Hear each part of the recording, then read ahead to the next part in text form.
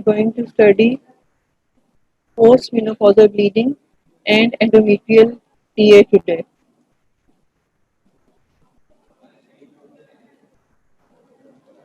So, starting with the name of Allah and hoping that all of you are in best of health, inshallah, and praying that your families, near and dear ones, they all are safe by the grace of Allah, inshallah.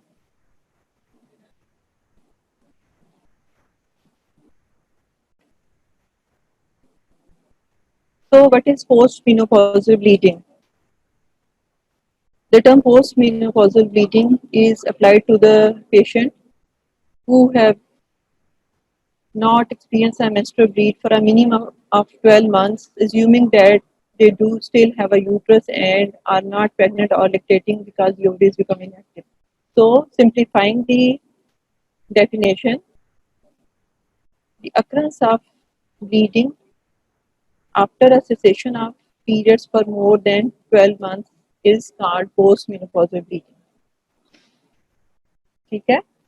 If periods there are no periods for 12 months and after that patient is experiencing an episode of bleeding, it's called postmenopausal bleeding which occurs after a cessation of periods for more than 12 months.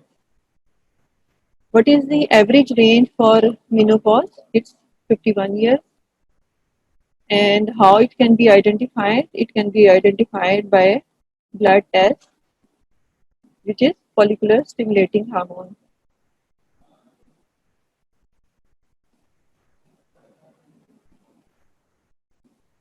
What can be the symptoms after menopause?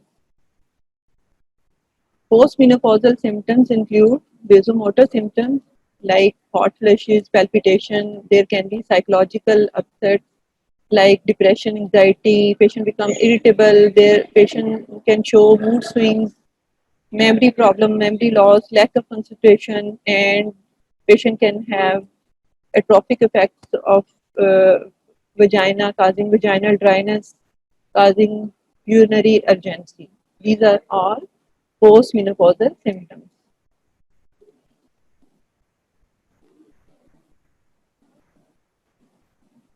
So, what can be the causes of postmenopausal bleeding?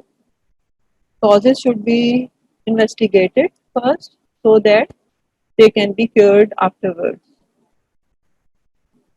There can be gynecological causes and non-gynecological causes of postmenopausal bleeding.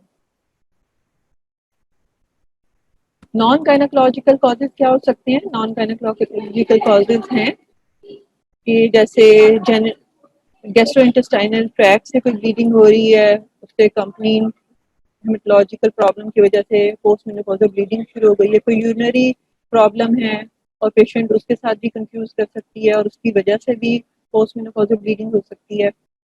What can be the gynecological causes of postmenopausal bleeding? Gynecological causes हो सकते हैं कि patient is using some exogenous hormones, कोई दवाइयाँ वो ले रही है ऐसी जिसकी वजह से उसको आफ्टर मेनोपॉज उसको ब्लीडिंग होना शुरू हो गई है. वो क्या हो सकती है? Most common causes of post menopausal uterine bleeding is the exogenous hormones. जैसे पेशेंट की जब मेनोपॉज हो जाती है और उसको पोस्ट मेनोपॉजल सिम्टम्स आना शुरू हो जाते हैं, तो उसके बाद जैसे हमने पहले डिस्कस किए कि इरिटेबिलिटी है पेशेंट को, वजाइनल ड्राइनेस है, ज़्यादातर पेशेंट्स के साथ प्रेजेंट करते हैं. तो पेशेंट डॉक्टर्स को कंसल्ट करते हैं तो doctors advise hormones to get rid of these problems. वो उनमें क्या क्या आ जाते हैं? हार्मोन रिप्लेसमेंट थेरेपी, जिसमें ईस्ट्रोजन प्रोजेस्टेरोन्स होते हैं. ईस्ट्रोजन प्रोजेस्टेरोन्स जब दिए जाते हैं, especially in menopausal women, for example, if they have osteoporosis, to improve their quality of life, they can cause postmenopausal bleeding. So this is the list and picture of the exogenous hormones which we prescribe usually for menopausal symptoms. इसमें क्या क्या है? Exogenous hormones में oestrogen प्रोजेस्टेरोन्स की preparations हैं, rings होती हैं oestrogen की, पेजरीज होती हैं इंट्रावेजाइनल, क्रीम, एस्ट्रोजन की क्रीम्स एडवाइस की जाती हैं which can be inserted vaginally to relieve the symptoms after menopause. What can be the other causes? So first cause was exogenous hormones, जो ड्रग्स दी जाती हैं पोस्ट मेनोपॉजल सिम्टम्स के लिए. Second cause can be क्यों menopausal bleeding हो रही है कि वजाइना एट्रोफिड हो गया है या फिर वजाइनल या वल्वा के कोई लीयंस हैं. Bleeding from the lower genital tract is almost always related to vaginal atrophy with और विदाउट ट्रॉमा. ट्रॉमा की वजह से भी हो सकता है और विदाउट ट्रॉमा भी वजाइना से ब्लीडिंग हो सकती है which can manifest as post menopausal bleeding. When you will examine the patient, the tissue will reveal ecchymosis with bulbar dystrophies. There may be white areas, cracking of the skin of the vulva, जो कि बाद में bleeding के साथ present करते हैं.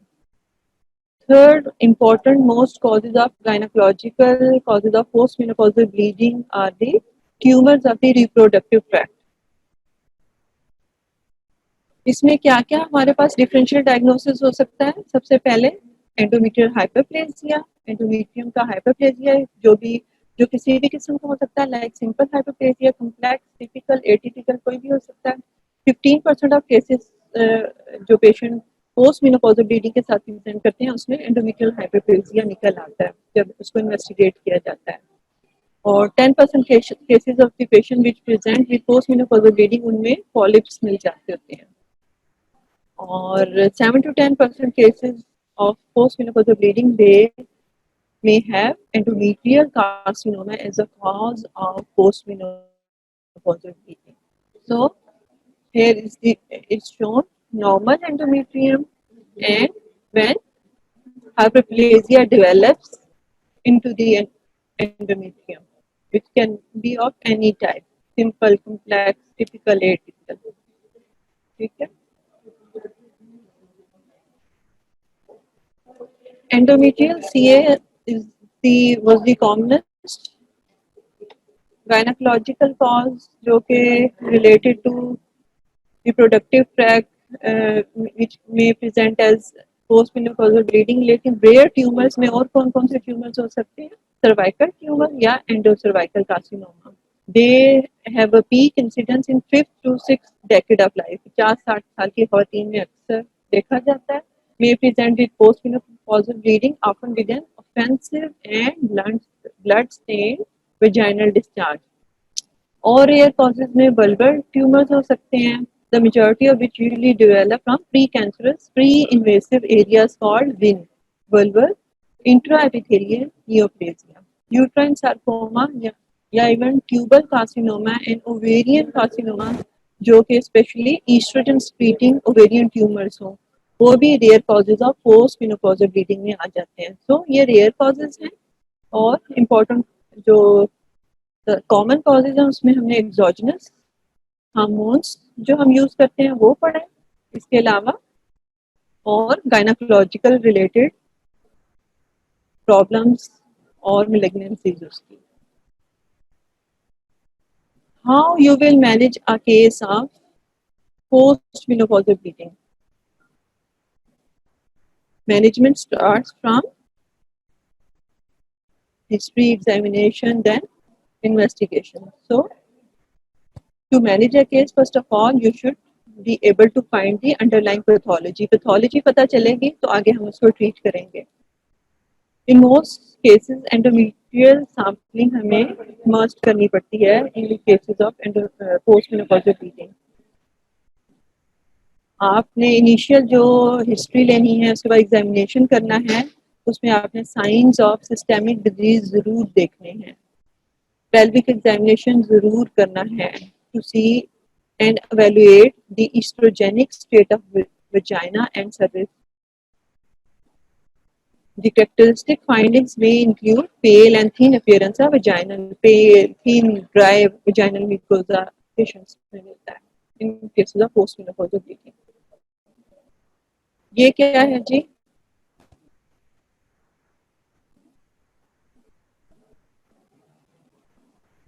बच्चों समझ आ रही है? जी, एनीवन हु कैन रिप्लाई कि what's the procedure being done?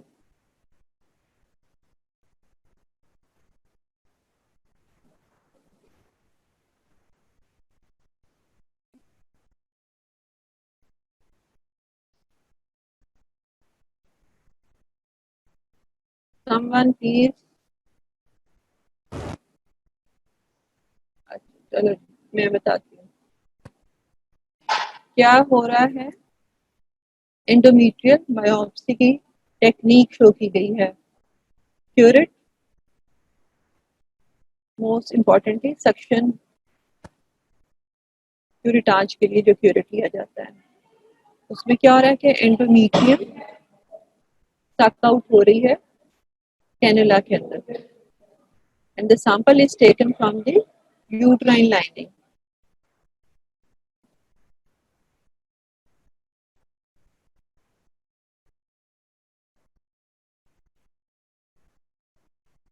जी, सबसे पहले मैनेजमेंट में आप क्या करते हैं? सबसे पहले पैप स्मेयर लेते हैं, routine component of investigation of post menopausal bleeding, pap smear या सर्वाइकल स्मेयर फॉर साइटोलॉजी। फिर if patient is complaining of vaginal discharge, तो you will take high vaginal swab। और नेक्स्ट इम्पॉर्टेंट इन्वेस्टिगेशन होगी ultrasonography. Initial step के तौर पे use की जाती है।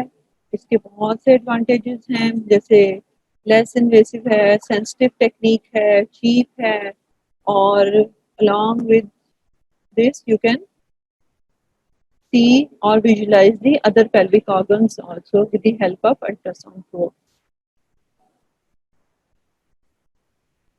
So किन पेशेंट्स में आपने सैंपल लेना है? इफ पेशेंट इज मेनोपॉजल और उसकी एंडोमेट्रियल थिकनेस 4 मिलीमीटर आती है अल्ट्रासाउंड पे, तो इसका मतलब है कि it should be further investigated.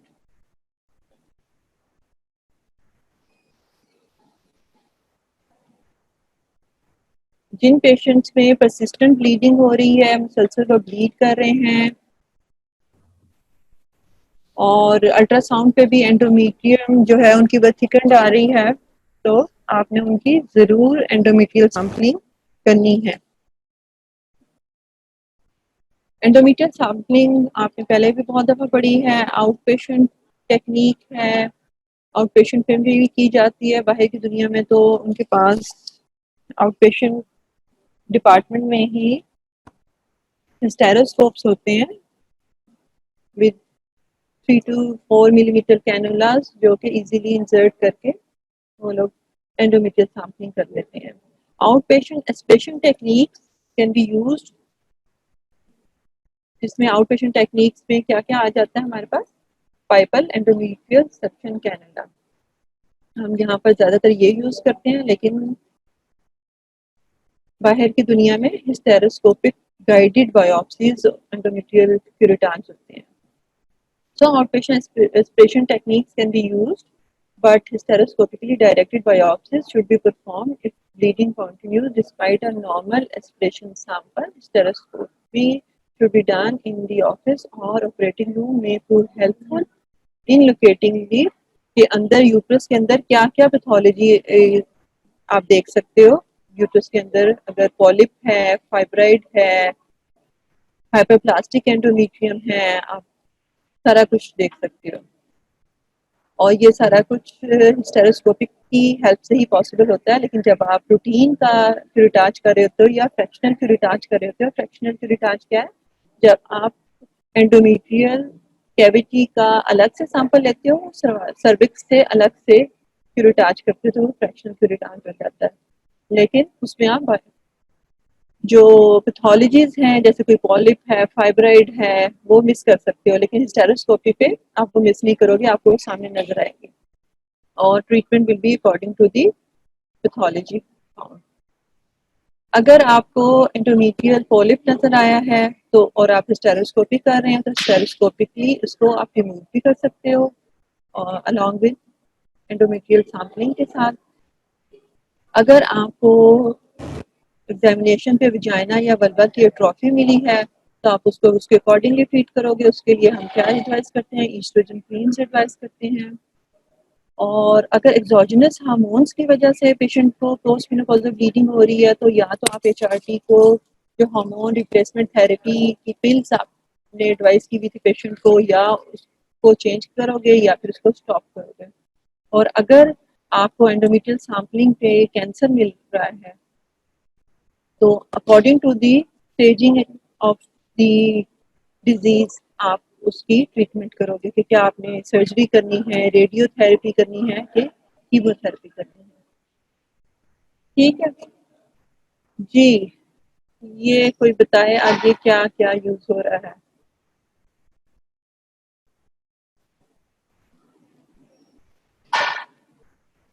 Final year साथ साथ बताते जाओ, समझ आ रही है। मुझे जो क्वेश्चंस मैं पूछ रही हूँ वो प्लीज आंसर करते जाओ ताकि मुझे पता चले कि आप जाग रहे हैं।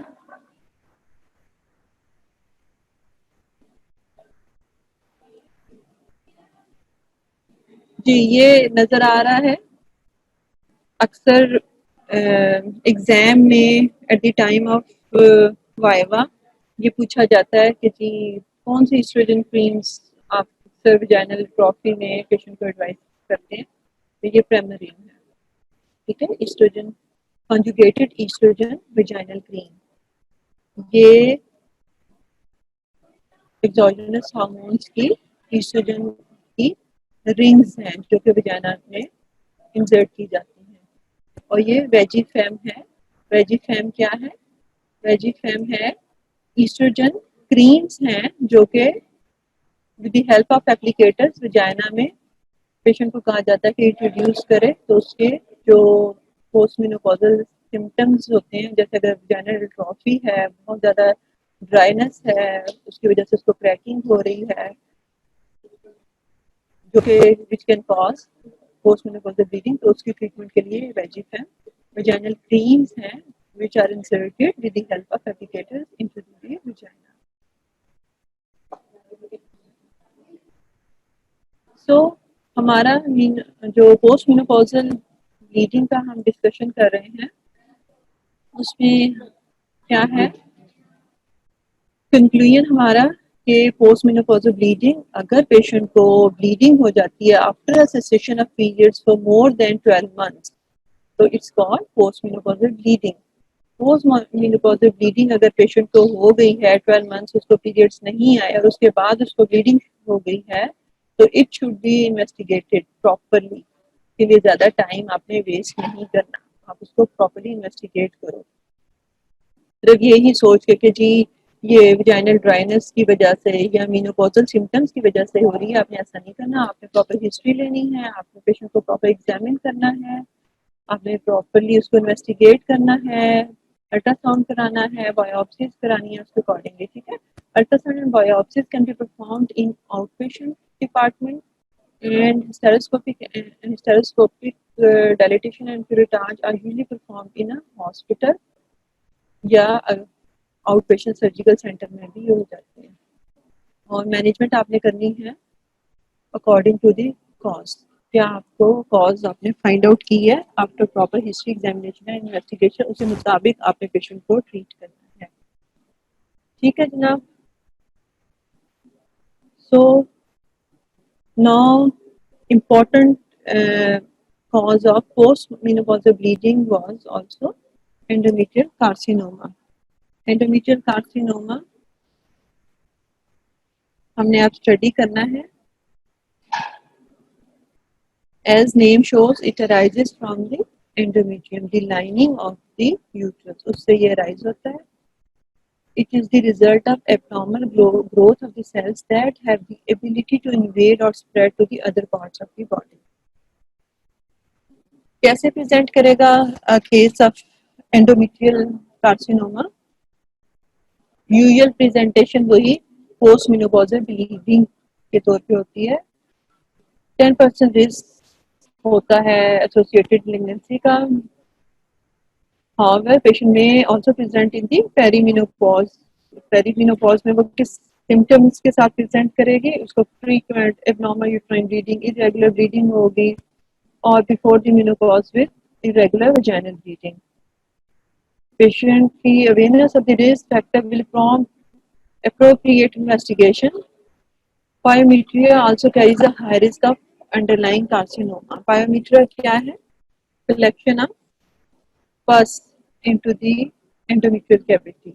अगर पेशेंट बाज़ आती है ओपीडी में और कंप्लेंट करती है कि जी उसको पस्सी वेजाइनल डिस्चार्ज हो रहा है, तो आपके कान खड़े हो जाने चाहिए कि she can be a candidate for endometrial cancer. Risk factors क्या हैं? आपकी बुक में बहुत अच्छे लिखे हुए हैं। याद करने का क्या तरीका है कि जी मोटी पेशेंट है, जिसको शुगर है, जिसने के बच्चे नहीं है, नली पैरा है, उसको उसने जो है उसको लेट मेनोपॉज हुआ है, उसके मेंस्ट्रुअल साइकिल बहुत ज़्यादा रिपीटेडली उसको आते रहे हैं, early menopause late early menarche late menopause उसको हुआ है, या फिर वो कुछ ड्रग्स यूज कर रही है जैसे टमोक्सिफिन था, या उसको एसोसिएटेड कोई पॉलीसिस्टिक ओवेरियन डिजीज थी, या ईस्ट्रोजन स्क्रीटिंग कोई ट्यूमर है, तो she can be a candidate, she can be a high risk for endometrial cancer.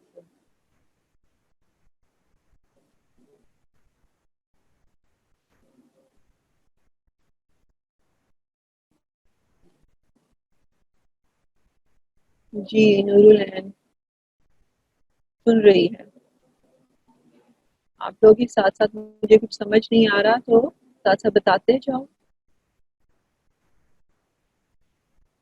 Interesting topic है और बहुत इजी है और कॉमन है प्रॉब्लम। जी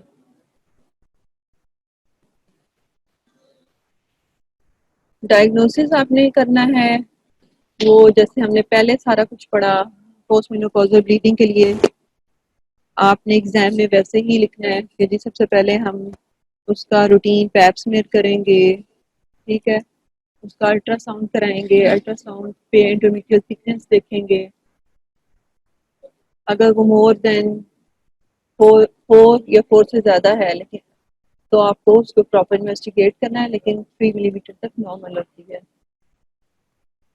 अगर it's less than 3 millimetre in women not on hormone replacement therapy, या अगर 5 मिलीमीटर से ज़्यादा है उन पेशेंट्स में जो HRT ले रहे हैं, तो लो रिस्क है कि उसको एंडोमेट्रियल कार्सिनोमा होगा।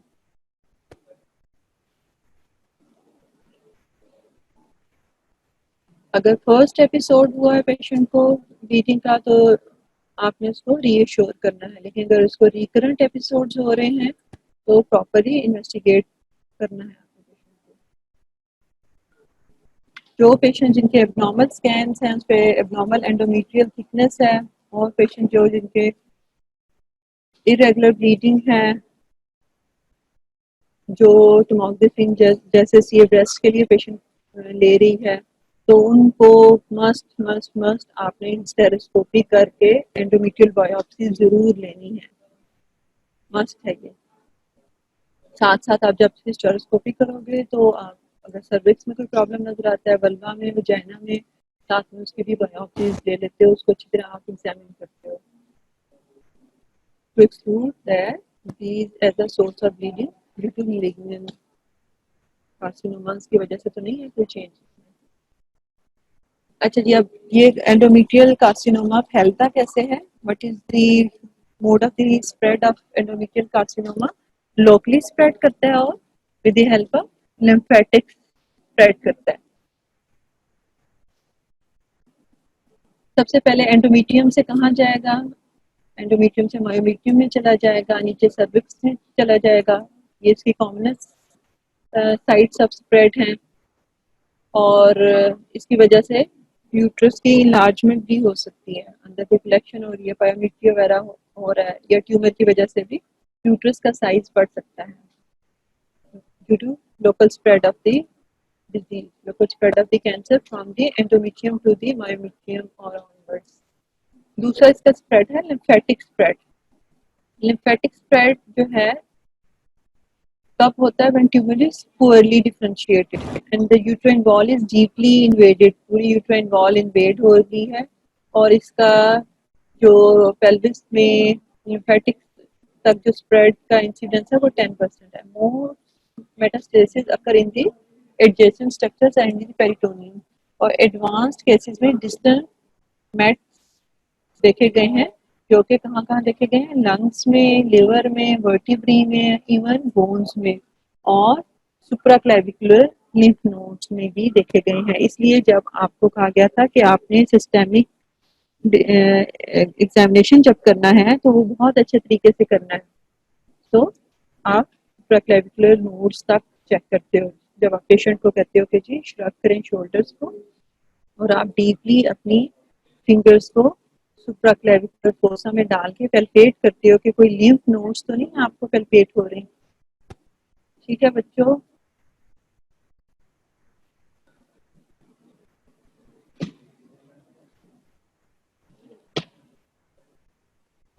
कुछ समझ नहीं आ रहा तो साथ साथ मुझसे पूछते जाओ, या कुछ रिपीट कराना चाहते हो तो मैं रिपीट कर दूंगी।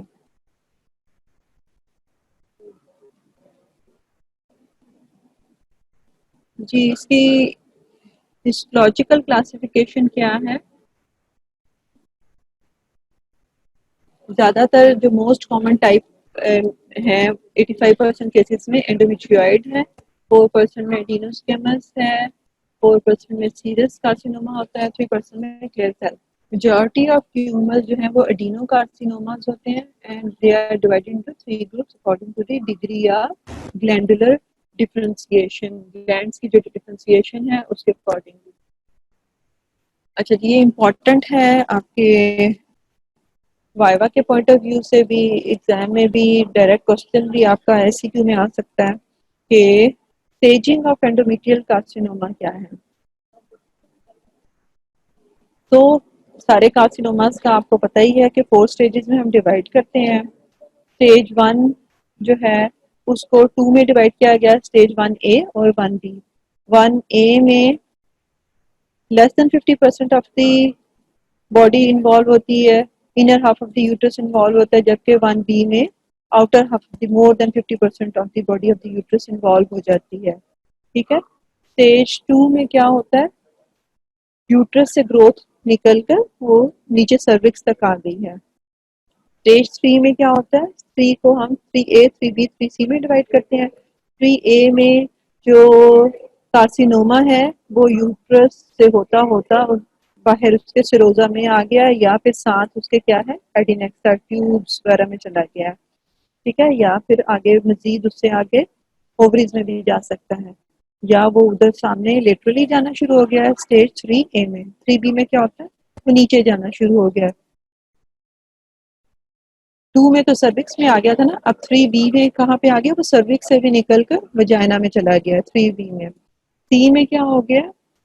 वो जो उस एरिया पेल्विस की जो पेल्विक या पैरायोटिक लिम्फ नोड्स है वो उसमें चला गया है। स्टेज 3C में पेल्विक या पैरायोटिक लिम्फ नोड्स में चला गया। स्टेज 4 में क्या है? 4 को 2 में डिवाइड किया गया है, 4A 4B।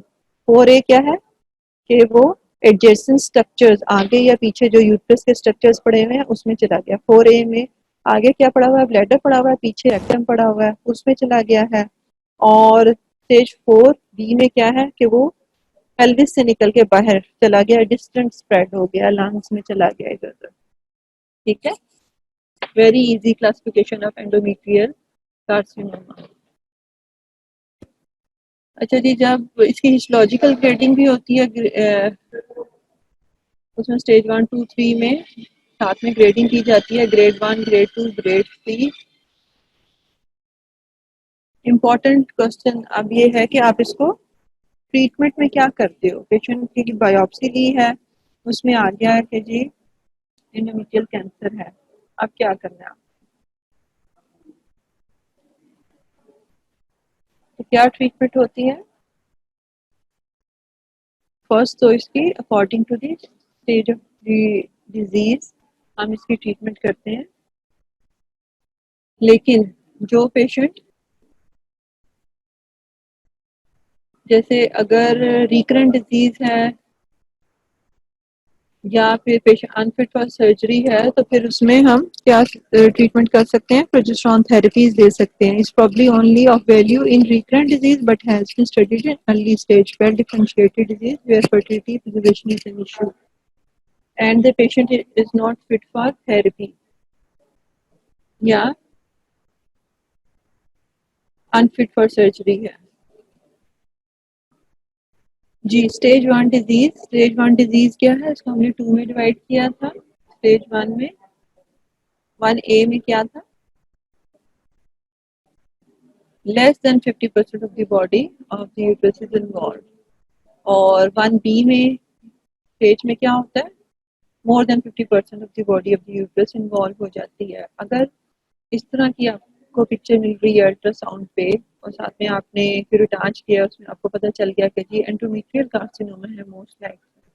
और जब आपने अब इसकी ट्रीटमेंट करनी है तो आप क्या करोगे, स्टेजिंग लेप्रोटमी करोगे. स्टेजिंग लेप्रोटमी में क्या करते हैं आप, सबसे पहले आप पेशेंट को, इसकी प्रेपरेशन क्या है कि पेशेंट को 3 days बिफोर उसकी गट प्रेपरेशन शुरू कर देते हैं.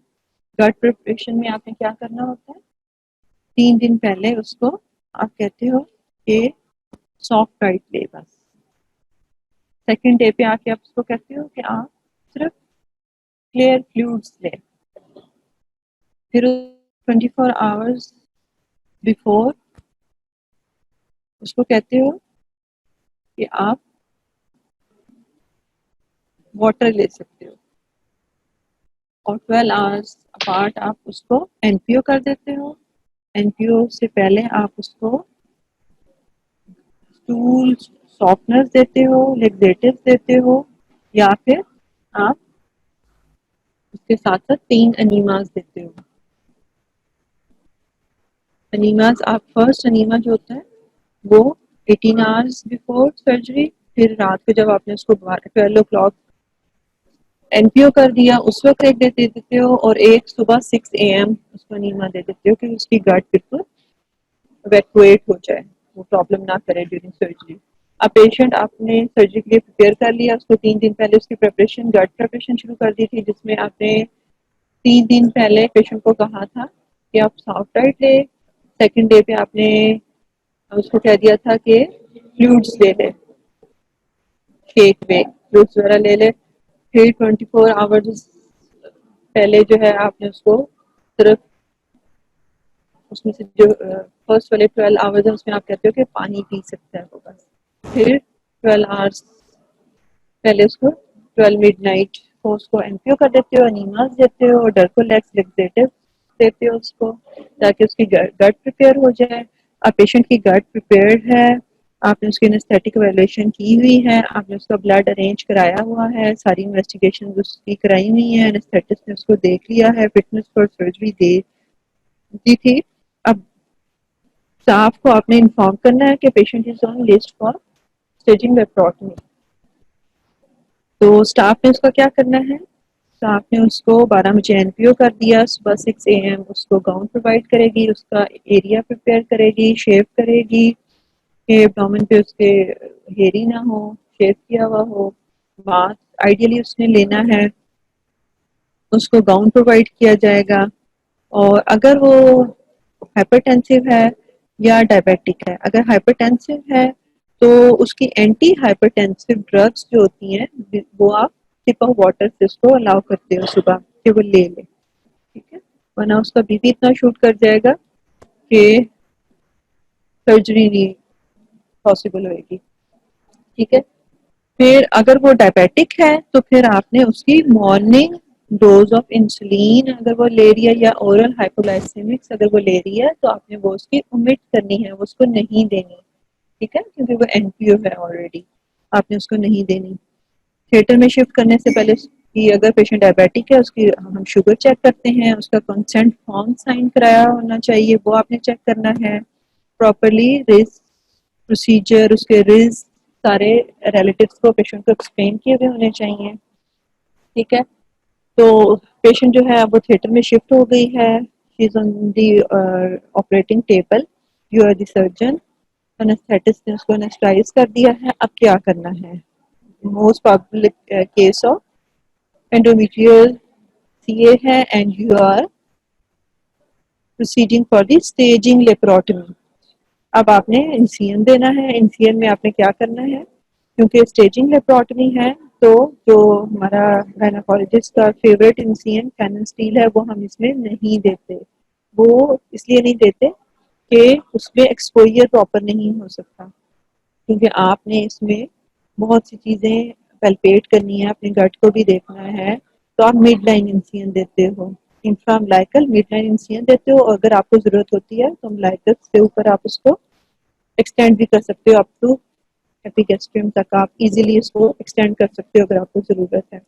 सबसे पहले जब आपने एब्डोमेन को स्किन पे इंसिजन दिया है, एब्डोमेन को आपने ओपन कर लिया है, तो अगर एसाइटिक फ्लूइड आपको नजर आया है तो आपने उसको एसाइटिक फ्लूइड को ले लेना है फॉर साइटोलॉजी, एक सिरिंज में ले लेना है, अपनी असिस्टेंट को दे देना कि जिसको साइटोलॉजी के लिए आप भिजवा दें। फिर उसके बाद आपने क्या करना है, उसके बाद आपने पूरे पेल्विस को और एब्डोमेन को एग्जामिन करना है कि यूट्रस कैसा है, उसकी मोबिलिटी कैसी है, उसका साइज कैसा है, कार्सिनोमा जो है वो एक्सटेंड कहाँ तक किया हुआ है, क्या यूट्रस की बॉडी से निकल के ट्यूब्स और ओवरीज में भी चला गया है, या कि वो यूट्रस की बॉडी में ही कन्फाइंड है। ठीक है, एग्जामिन कर लिया आपने। आपने साइटोलॉजी ले ली, साइटिक फ्लूइड, अगर साइटिक फ्लूइड नहीं है एब्डोमेन में, बिल्कुल क्लीन एब्डोमेन है, कोई फ्लूइड नहीं है, तो फिर आप क्या करते हो, फिर you instil 50 CC of normal saline into the abdominal cavity, और उसको थोड़ा सा शेक करते हो एब्डोमेन को कि अगर कोई इधर उधर मेलिग्नेंट सेल्स पड़े हुए हैं तो वो उस नॉर्मल सेलाइन में आ जाए, और फिर उसको आप तक कर लेते हो सिरिंज में and you send it for cytology. अगर साइटिक फ्लूइड है वो ले लिया, अगर नहीं है तो 50 सीसी नॉर्मल सेलाइन इंस्टिल करके फिर आपने प्रॉपरली लेना है इसको। ठीक हो गया।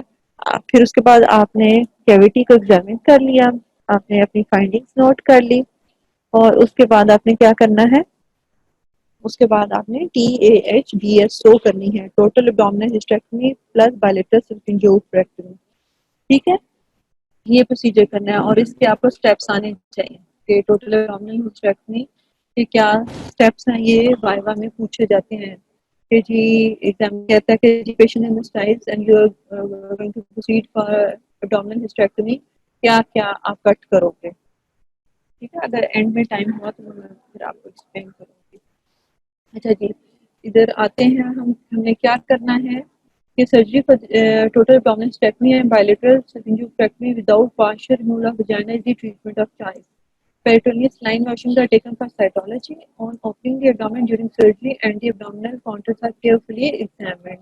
The procedure can also be performed laparoscopically with equivalent 5-year survival and lower operative morbidity. Okay.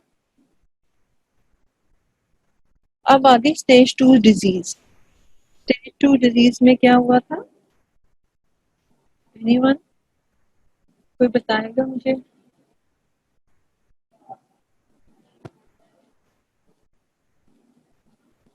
कोई रिस्पॉन्ड नहीं कर रहा बच्चों। स्टेज 2 डिजीज की क्या ट्रीटमेंट करनी है हमने? स्टेज 2 डिजीज में हुआ क्या है कि सर्विक्स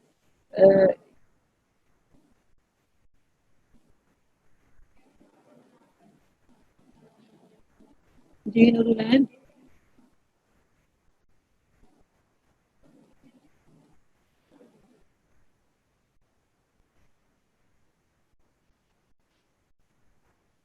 वो सर्विक्स में चला गया है। Stage 2 carries a prognosis that is similar to stage 1। अच्छा प्रोग्नोसिस है इसका and usually is treated as stage 1। क्या यानी वही आपने PHBSO करना है, स्टेजिंग लेप्रोटमी करनी है, और stage 2 disease diagnose by histopathology के जब आप देख रहे थे तो आपको लग रहा था कि जी यूट्रस में ही है, लेकिन ट्यूब्स ओवरीज वगैरह में या सर्विक्स में स्प्रेड नहीं है, लेकिन जब आपने हिस्टोपैथोलॉजी कराई तो उन्होंने बताया कि जी वो तो सर्विक्स में भी एक्सटेंड किया हुआ था जो कार्सिनोमा था। जब हिस्टोपैथोलॉजी कराई तो उन्होंने बताया कि जी ओबियस सर्वाइकल इन्वॉल्वमेंट है, तो फिर आपको radical hysterectomy with pelvic adenectomy करनी पड़ेगी। ठीक है, radical hysterectomy with pelvic lymph adenectomy, जितने भी पेल्विस में लिम्फ नोड्स हैं आपने वो सारे निकाल देने हैं और रेडिकल हिस्टेक्टोमी करनी है। ठीक है, अब अगर स्टेज 3 अल्ट्रासाउंड पे आपको पता चल जाता है कि स्टेज 3 या 4 डिजीज है, तो इस डिजीज का जो ट्रीटमेंट है वो ज़्यादातर होता है कि ट्यूमर की ग्रोथ को रोका जाए, उसको डीबल्क किया जाए और पेशेंट को जो सिम्टम्स आ रहे होते हैं उनको एलिविएट किया जाए, उनको कम से कम किया जाए। Treatment will depend upon the tumor burden at the preoperative assessment and imaging techniques. Many cases may only be identified as stage 3 following surgical treatment. Surgery, radiation therapy, chemo and adjuvant progesterone therapy all have a place. उसके accordingly फिर हम करेंगे। ठीक है,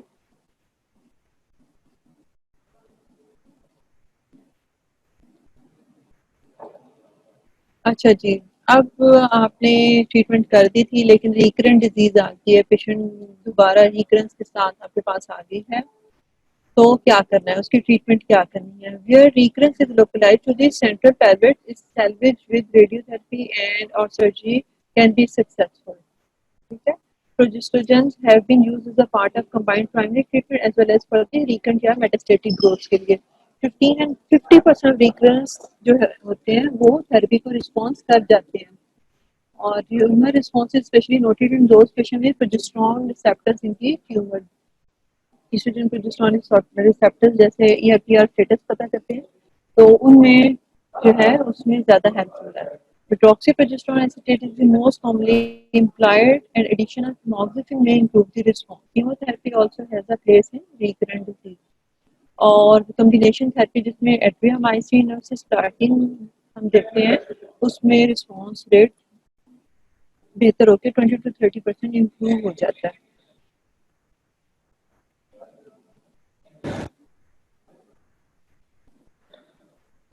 अच्छा जी, overall 5 year survival rate, ये भी आपका एससीक्यू का और वाइवा का फेवरेट क्वेश्चन है कि आपने ट्रीटमेंट कर दी है, उसमें स्टेज 1 डिजीज आई है, स्टेज 2 डिजीज आई है, 3 आ गई है या 4 आ गई है, तो प्रोग्नोसिस की कितना होता है, उसका 5 ईयर सर्वाइवल रेट कितना होता है।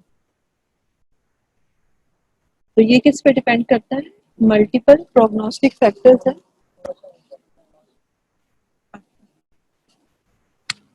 मल्टीपल प्रोग्नोस्टिक फैक्टर्स क्या हैं इसके,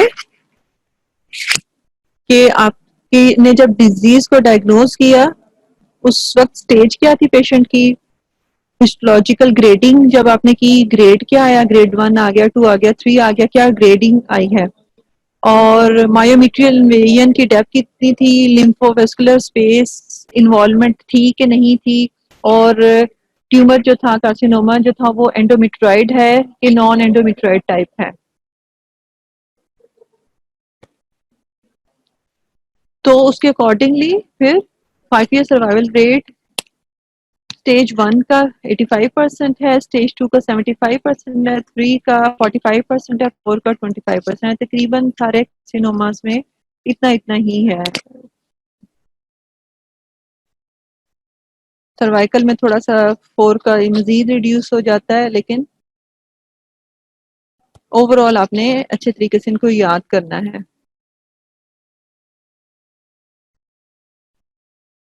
Assessing 5-year survival rates according to the International Federation of Gynecology and Obstetrics, FIGO जो histologic grading is reported grading of 5 year survival percentage, grade 1 का 92 है, ग्रेड 2 का 90% है, ग्रेड 3 का 81% है। ये स्टेज 1 2 3 के लिए ही ग्रेड्स यूज किए जाते हैं। ठीक है, कुछ समझ आ रही है बच्चों।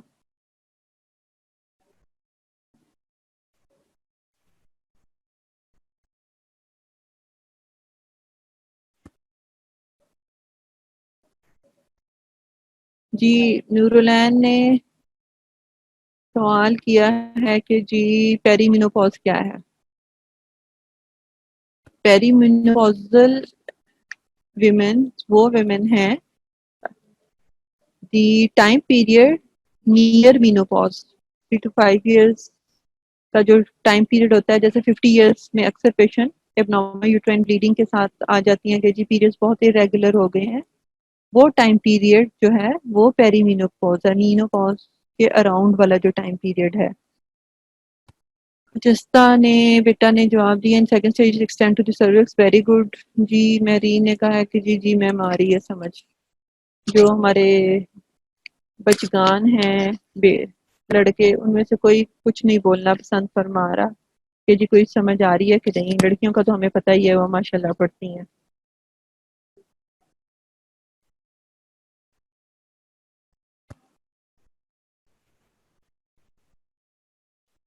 अच्छा, अब इम्पोर्टेंट चीजें हम थोड़ी सी रिवाइज करते हैं।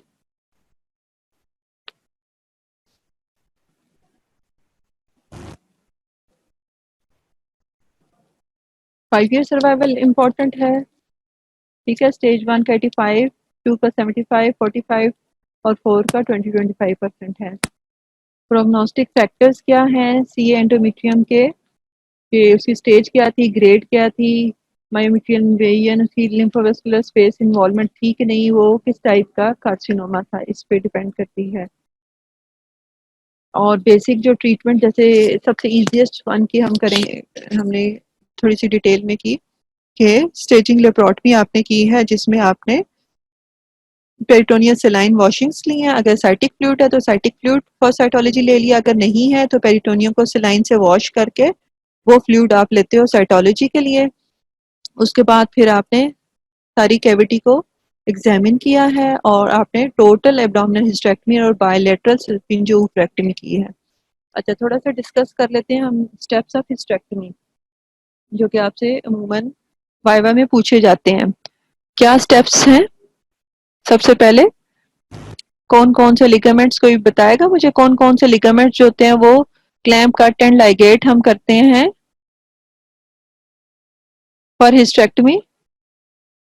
पहला कौन सा लिगामेंट होता है? लिगामेंट्स प्लीज मुझे बताएं। Ligaments, clamped, cut and ligated in hysterectomy. Simple hysterectomy कर लेते हैं।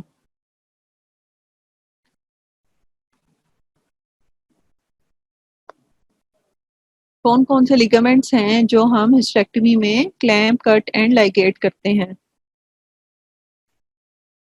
बॉयज प्लीज कुछ बोलो। Girls, which ligaments are clamp, cut and ligated in hysterectomy? Uterus की सपोर्ट से याद करना शुरू करो कि यूट्रस की सपोर्ट्स क्या हैं, उसकी सपोर्ट्स को काटते जाएंगे, हिस्टेक्टमी होती जाएगी, ठीक है। सो सबसे पहले वाला लिगामेंट कौन सा हम कट करते हैं?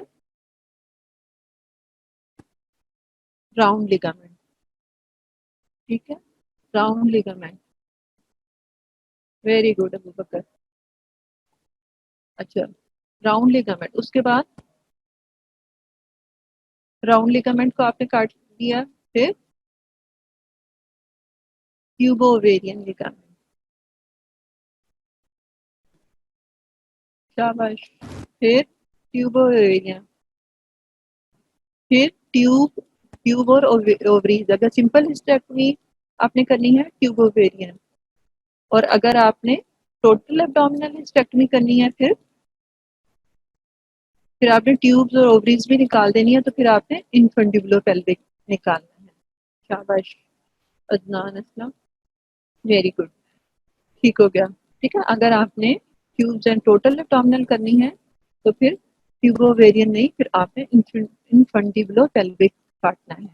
सबसे पहले राउंड, फिर ट्यूबोवेरियन या इन्फंडिबुलो पेल्विक, ठीक है। ट्यूबोवेरियन या इन्फंडिबुलो पेल्विक। अगर ट्यूब्स एंड ओवरीज किसी में पेशेंट में हिस्टेक्टमी अगर करनी है और उसमें आपने अपने ओवरीज को सेव करना है तो ट्यूबोवेरियन आप लिगामेंट काट देते हो। लेकिन अगर आपने जैसे सीएस के कोई पेशेंट्स हैं और उसमें आपने ट्यूब्स एंड ओवरीज भी निकाल देनी है तो फिर आप इन्फेंडिबुलो पेल्विक साइड्स में ओवरीज के लेटरली जाके उसके साइड्स में क्लैंप्स लगाते हो और फिर आप उसको क्लैंप करते हैं, लाइगेट कर देते हो। शाबाश। अगला कौन सा लिगामेंट कटेगा भाई?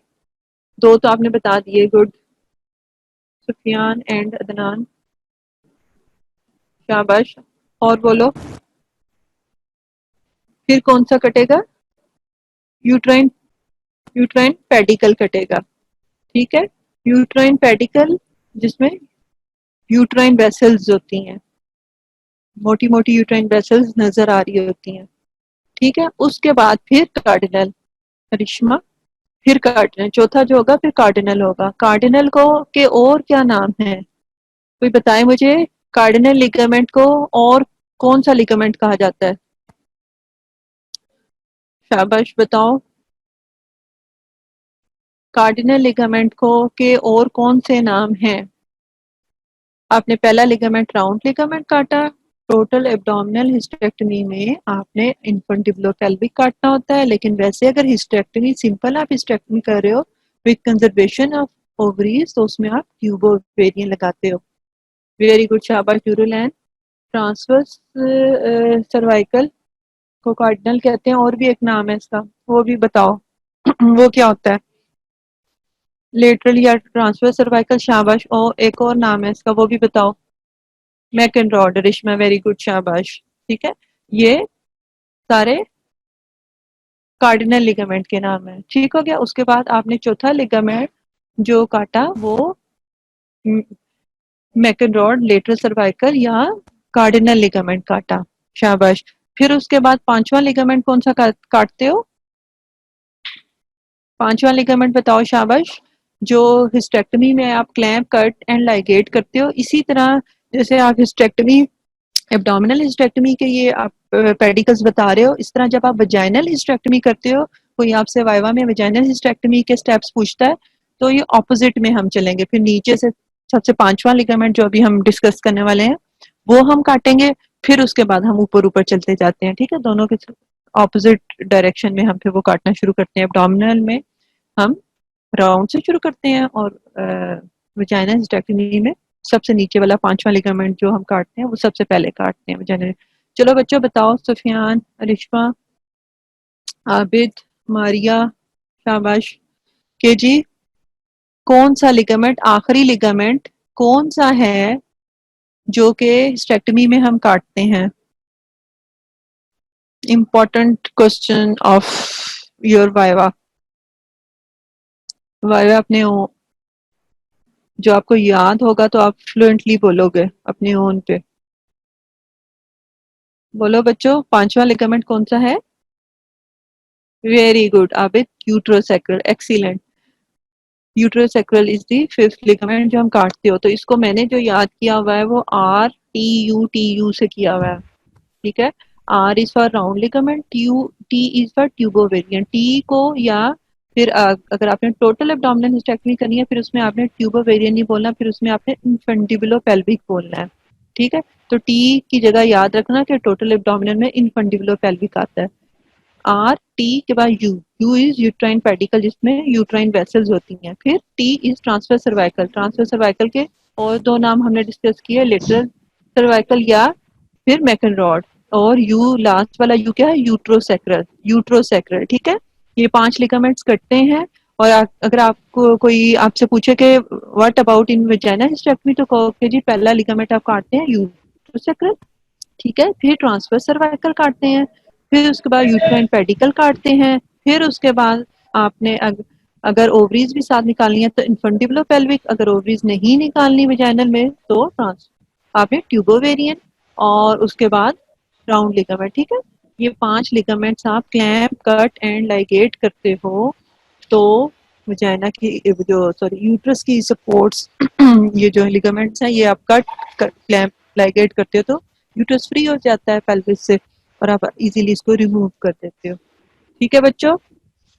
इम्पोर्टेंट था जो एंड में हमने डिस्कस किया, ये याद रखना। पांचों लिगामेंट एब्डोमिनल हिस्टेक्टमी में भी काम आएंगे, वजाइनल हिस्टेक्टमी में भी काम आएंगे, और आपकी एनाटॉमी भी थोड़ी सी रिवाइज हो गई, उम्मीद है। कि आप इसको अपनी बुक से अच्छे तरीके से पढ़ भी लेंगे। बहुत इंटरेस्टिंग टॉपिक है, बहुत इजी है। वही रूटीन की इन्वेस्टिगेशंस हैं, रूटीन की मैनेजमेंट है। सिर्फ आपको ये स्टेजिंग लेप्रोटमी का पता होना चाहिए, स्टेप्स पता होने चाहिए। कोई एक्स्ट्रा मार्क्स देना लेना देना चाहे तो पेशेंट को प्रिपेयर कैसे करते हैं स्टेजिंग लेप्रोटमी का, वो जो मैंने बताया था कि जी गट उसकी बड़ी अच्छी प्रिपेयर होनी चाहिए, वो चीज़ तो इम्पोर्टेंट है। बाकी इसकी स्टेजिंग क्या होती है, उसका प्रोग्नोसिस 5 ईयर सर्वाइवल रेट कितना है, प्रोग्नोस्टिक फैक्टर क्या है, स्टेज 1 क्या होती है, 2 क्या होती है, 2A 2D ये क्या है, ये सारे आपको प्लीज अच्छी तरीके से ये रट्टे लगाने हैं। एक दफ़ा समझो उसके बाद उसको याद कर लो। ठीक है, अब मुझे बता दो कि समझ आई कि नहीं आई, कि ऊपर से गुजर गई।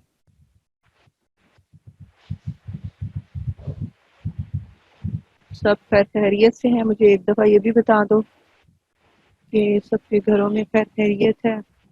दुआएं अब सबके लिए हैं।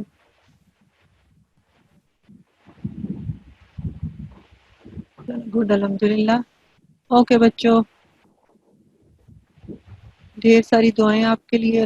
आप बहुत अच्छा अच्छा पढ़ो, हमारे लिए सदका जारिया बनो, अच्छे डॉक्टर बनो। अल्लाह सबको अपनी हिफाजत में रखे। अल्लाह हाफ़िज़।